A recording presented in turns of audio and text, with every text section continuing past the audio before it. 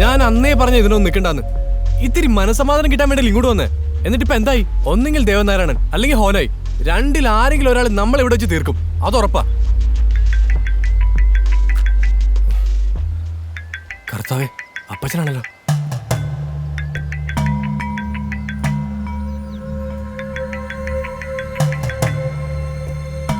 Hello, എന്താ പച്ച?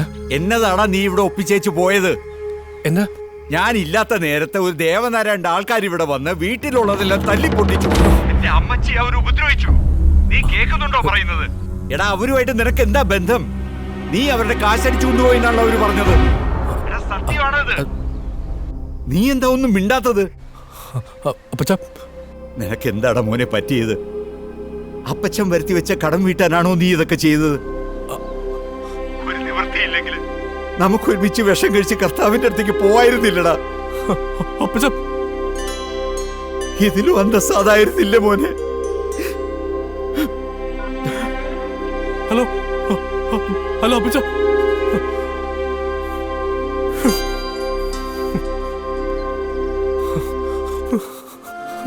John, എന്താടാ പറയടാ, എന്താന്ന്? ആ ദേവനാരായണ ആൾക്കാരെ വീട്ടിൽ ചെന്ന് ഭീഷണിപ്പെടുത്തി വീട്ടിലെ സാധനമൊക്കെ തല്ലിപ്പൊളിച്ചു. എടാ, അയാളുടെ കാശുമായിട്ട് നമ്മൾ മുങ്ങി നാട്ടിലൊക്കെ പാട്ടായിപ്പോ.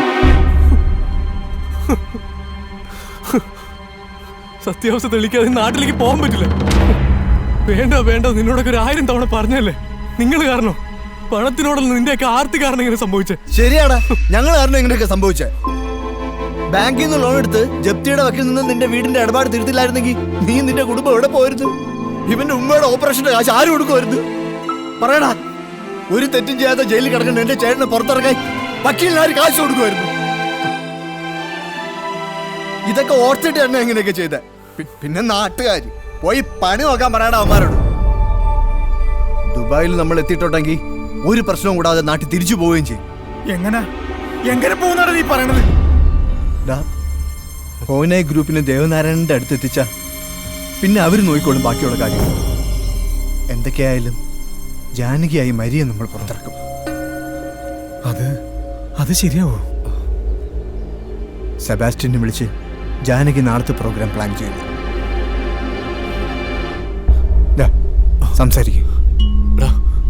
സംസാരിക്കേ വിളിക്കേ.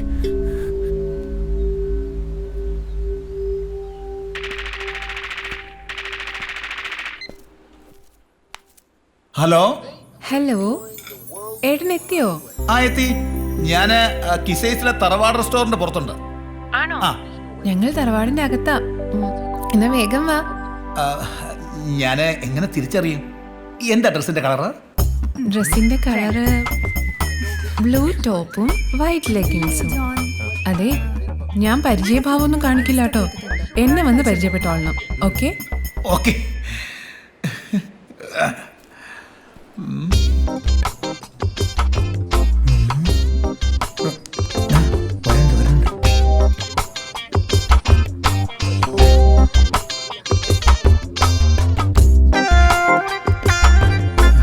ബ്ലൂ കളർ ഡ്രസ്, തറവാട്ടി പറഞ്ഞ കുട്ടി ഇത് തന്നെയാണ്. ഞാൻ പ്രതീക്ഷിച്ച പോലല്ല, നല്ല അമ്മ സാധനം.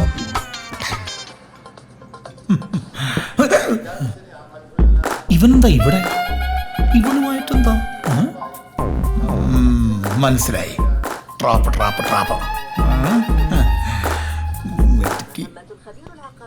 ഓക്കെ. എന്താ ഇങ്ങനെ നോക്കുന്നത്?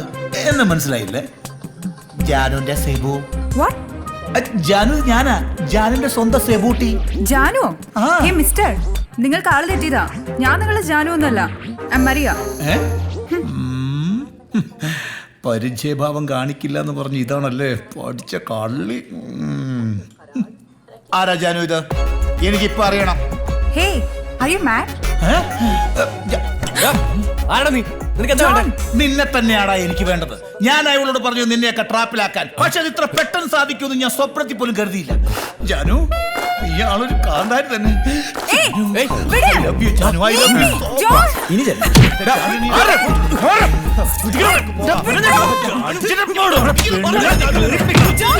ഹലോ, എന്താ പ്രശ്നം? എന്താണ് ഈ കാണിക്കുന്നത്? എന്താണ് ഊട്ടി? എന്താ പ്രശ്നം? പറഞ്ഞു കൊടുക്ക് ജാനു. ഇയാൾ കുറെ നേരമായിട്ട് ഡിസ്റ്റർബ് ചെയ്യാ ഈ വൃത്തികെട്ട നീഗ്രോ. ഞാനോ? കണ്ടിട്ട് ഭ്രാന്തനാന്നാ തോന്നേ. ജാനു. എന്താ നിങ്ങളുടെ പേര്? സെബാസ്റ്റ്യൻ. എന്റെ ജാനുവിനെ വിളിക്കുന്നത് സെബൂട്ടി എന്നാണ്. മിസ്റ്റർ സെബൂട്ടി. No. അങ്ങനെ വിളിക്കാൻ ഒരാൾക്കേ അവകാശമുള്ളൂ, എന്റെ ജാനുവിന്. Okay Sebastian. Mister Sebastian please come. Please Janu ഒരു മിനിറ്റ്. Sebastian please. പറഞ്ഞോളൂ, എന്താ പറയാനുള്ളത്? ഒരു മിനിറ്റ്. ഇന്നത്തേക്കുള്ളതായി.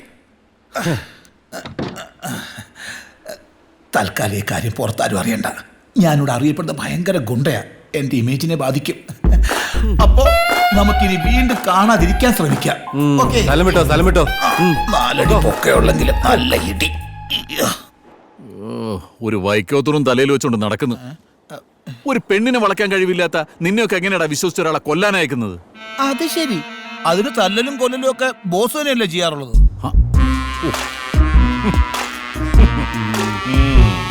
ബോസ് വിചാരിക്കുന്നവരല്ല കാര്യങ്ങള്. എനിക്ക് അവളെ നന്നായിട്ട് അറിയാം. അവക്കെന്നെ, അവന്മാരെ പിടിക്കാൻ നമ്മളെ ഹെൽപ്പ് ചെയ്യാമെന്ന് എന്റെ ജാനു എനിക്ക് വാക്ക് തന്നിട്ടുള്ളതാ. സത്യം? ആ സത്യം. ജാനു ഇപ്പൊ എങ്ങനെയുണ്ട്? നീ ഒലിപ്പിക്കാതെ ഫോൺ എടുക്കും. സ്പീക്കർ ഫോൺ എടുക്കും. ജാനു. ഹായ് ജാനു, പറയൂ. കുറച്ച് മയത്തില് പറ. ഇന്നലെ എന്ത് പണിയാ സെബു കാണിച്ചേ? എന്തിനാ എന്റെ ഫ്രണ്ടിനോട് തല്ലുപിടിച്ചേ? അവൻ എന്റെ ബെസ്റ്റ് ഫ്രണ്ടാ. അവൻ ജാനുവിന്റെ ബെസ്റ്റ് ഫ്രണ്ട് ആണെന്നോ? അപ്പൊ പിന്നെ ഞാനോ? എന്റെ സ്വീറ്റ് ഹാർട്ട് അല്ലേ? അല്ല, എന്താ ഇപ്പൊ ഇങ്ങനെ ചോദിക്കാൻ? പറയാം. നീ പരിചയപ്പെടുത്തിയ ബെസ്റ്റ് ഫ്രണ്ടില്ലേ, അവനാണ് ഞങ്ങൾ അന്വേഷിക്കുന്ന ജോൺ. Oh my God. ഞങ്ങൾക്ക് കിട്ടേണ്ട കോടികളുമായിട്ടാണ് അവൻ ഇങ്ങോട്ട് മുങ്ങിയിരിക്കുന്നത്. Oh Jesus, I can't believe it. ഞാൻ അവനെ എന്റെ ഓൺ ബ്രദറിനെ പോലെയാ കരുതിയത്. ഇപ്പോഴെങ്കിലും സെബുവായിട്ട് അവൻ ആരാണെന്ന് എനിക്ക് മനസ്സിലാക്കി തന്നല്ലോ. ഒരുപാട് താങ്ക്സ് ഉണ്ട് ട്ടോ. Love you so much dear. Sebu, അവന്റെ കള്ളത്തരം നാളെ തന്നെ നമുക്ക് പൊളിക്കണം. നാളെ ഞാൻ അവനോട് പപ്പന്റെ പബ്ബില് വരാൻ പറയാം. സെബൂട്ടി അവിടെ എത്താമോ? വരാം. തീർച്ചയായിട്ടും വരും. എല്ലാവരുടെയും മുന്നിൽ വെച്ച് അവനെ നാറ്റിക്കണം. സെബു അതിനെന്നെ ഹെൽപ്പ് ചെയ്യണം.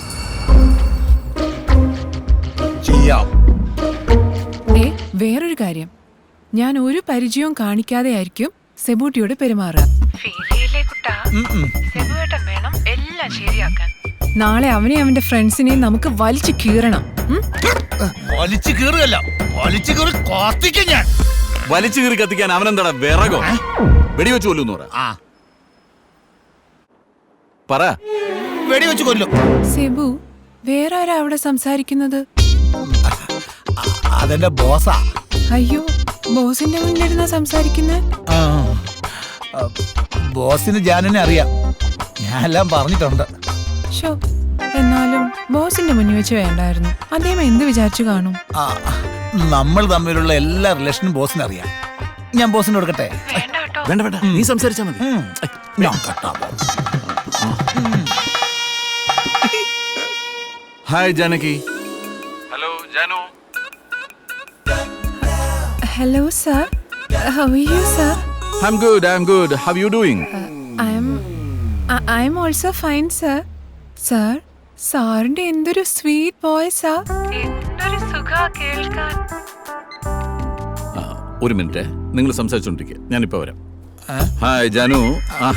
ജാനുവിന്റെ നല്ല സ്വീറ്റ് വോയിസ് ആണ്. ഇങ്ങനെ സംസാരിച്ചുകൊണ്ടേ ഇരിക്കാൻ തോന്നും. സെബാസ്റ്റിന്റെ ഫ്രണ്ട് ആണല്ലേ? അവൻ എന്റെ 12 ഗുണ്ടകളിൽ ഒരാളാ. ബോസ് കുത്തിപ്പോയി, കൈവിട്ട് പോയി മോനെ. ബോസിന്റെ കയ്യിൽ ഒരു പെണ്ണിനെ കിട്ടിയുള്ള സംഭവം നിനക്കറിയാലോ അല്ലേ? ജാനു ഇന്നു മുതൽ നിനക്കൊരു ഓർമ്മ മാത്രം. എങ്കിൽ വലിച്ചു കീറി കാത്തിക്കും ഞാൻ. അവളെയോ? അല്ല, ഇയാളെ.